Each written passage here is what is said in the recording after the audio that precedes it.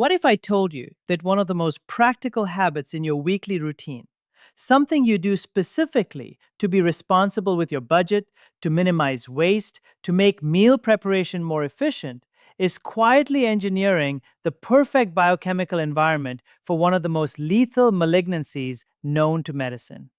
Does that sound like exaggeration? I wish it were. There's a kitchen practice performed by hundreds of millions of households every single week without the slightest hesitation. Taking yesterday's dinner and warming it up for today's meal. And what the scientific literature reveals about what's happening inside four particular foods during that second exposure to heat is information that the overwhelming majority of people will never encounter in their entire lives. In the minutes ahead, I'm going to identify precisely which four foods become biochemically dangerous when reheated, explain the exact chemical transformations they undergo inside your digestive system when you press that reheat button, and demonstrate why those transformations link directly to a cancer that carries one of the bleakest prognoses in all of oncology: pancreatic cancer. I'm Dr. James Whitemore, and what I'm about to share with you today is information I believe every person who prepares meals at home has an absolute right to know. I've sat in consultation rooms with too many patients who've received life altering diagnoses and asked me with genuine confusion, why wasn't I told about this earlier? Why didn't someone explain this when it could have made a difference? I'm finished remaining silent about what the research shows. Here's what you must understand before we proceed. Your pancreas operates in complete silence. It registers no pain while being damaged. It doesn't swell with warning signals. It doesn't transmit distress messages while harm accumulates gradually across years and decades of repeated biochemical assault. By the time someone experiences the initial symptoms of pancreatic malignancy, the persistent back discomfort, the yellowing skin, the mysterious weight loss, the disease has typically been progressing silently for years. The 5-year survival rate for pancreatic cancer hovers around 12%. 12%.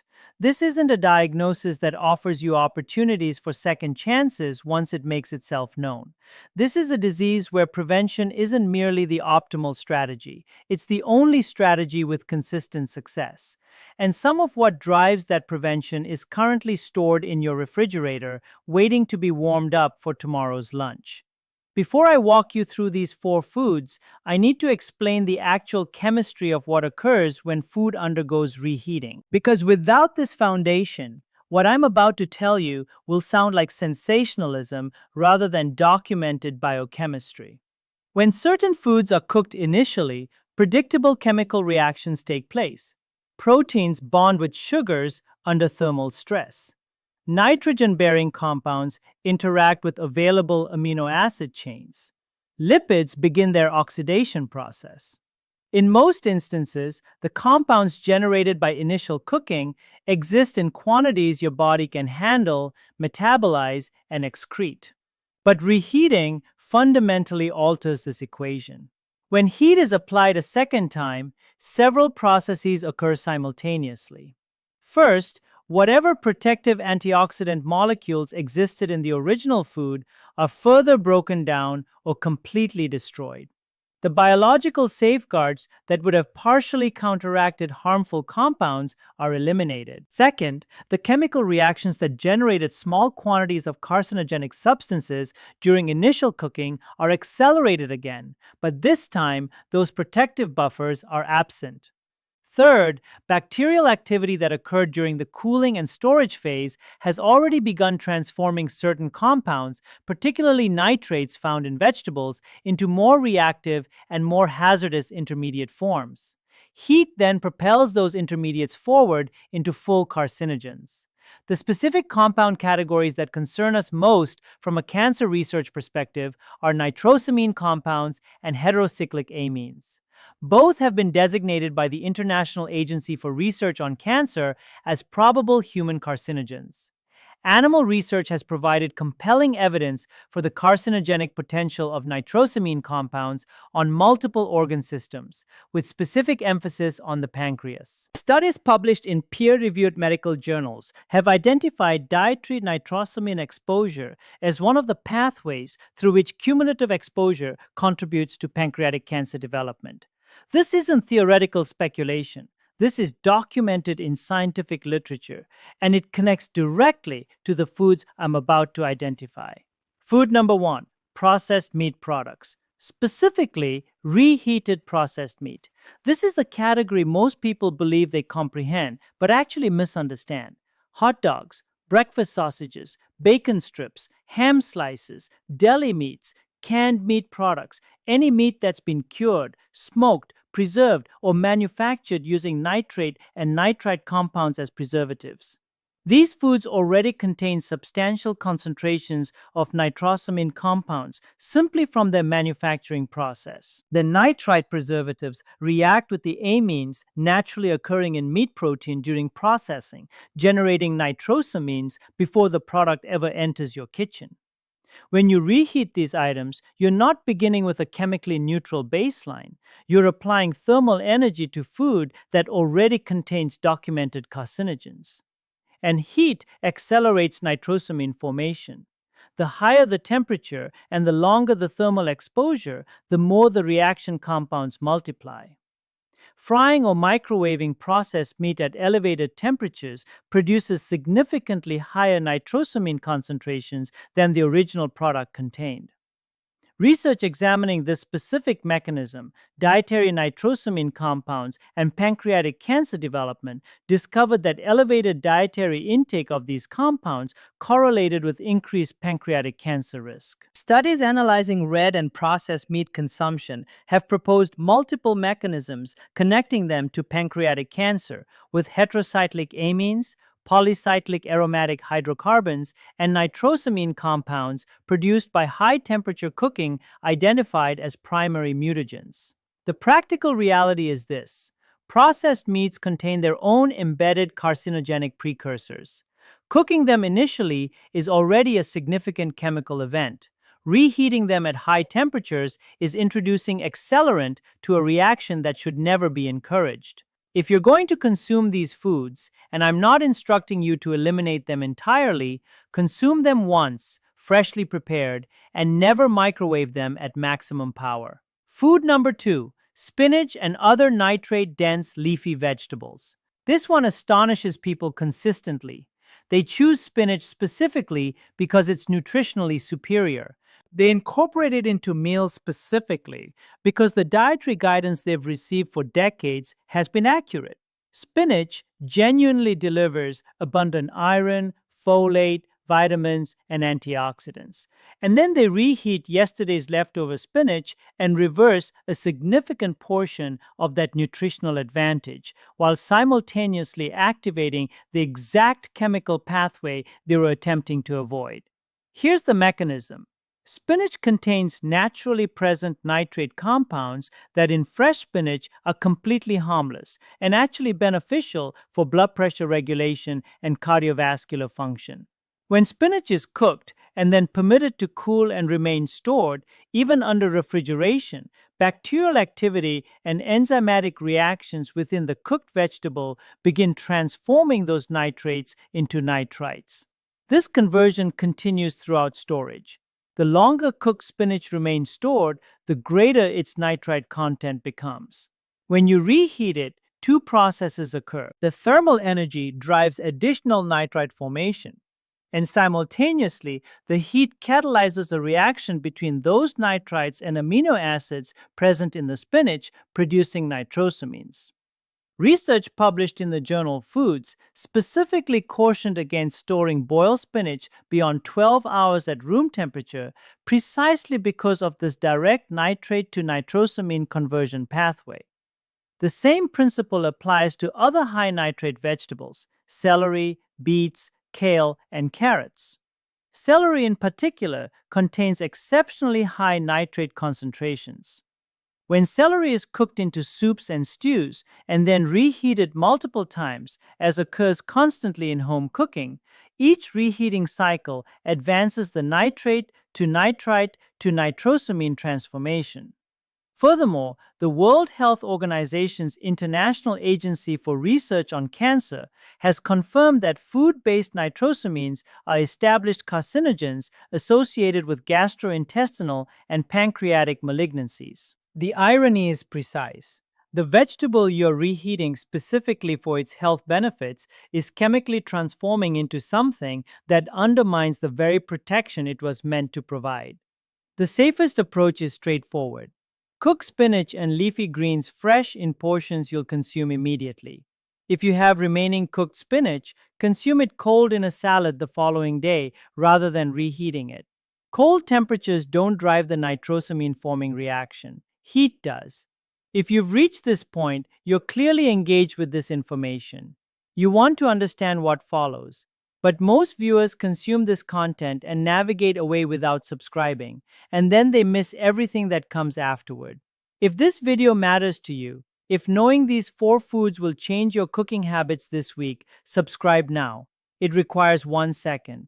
If not, you'll likely forget this channel exists and miss crucial conversations ahead. Now let's continue, because the third food is one most people already suspect is problematic, but for completely incorrect reasons.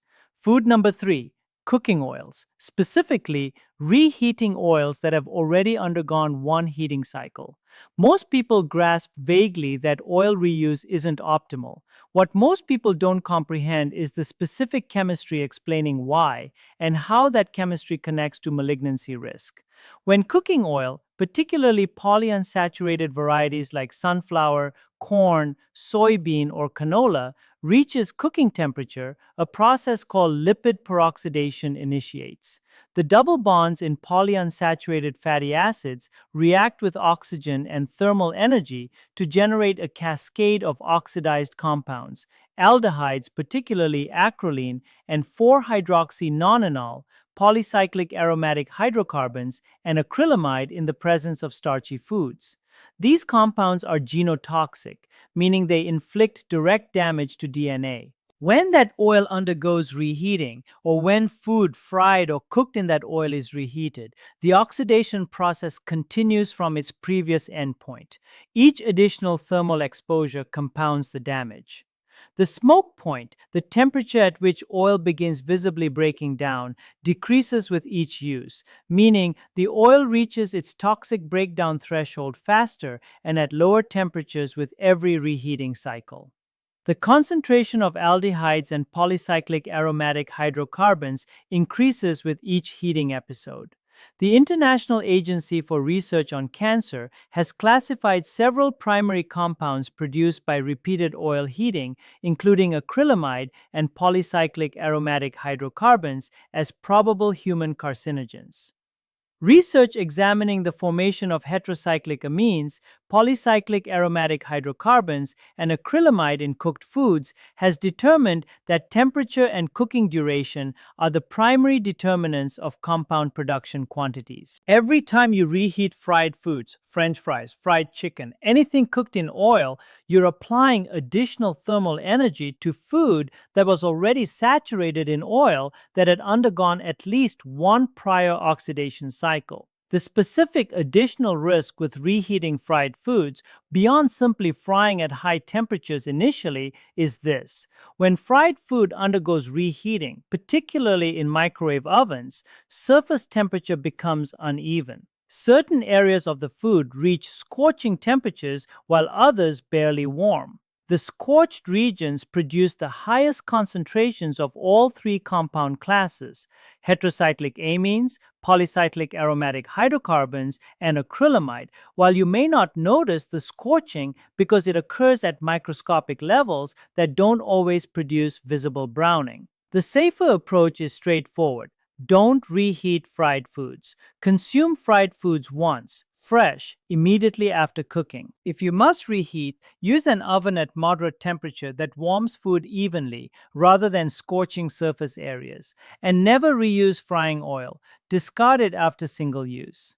Food number 4, rice. And this one differs from the others in a critical way.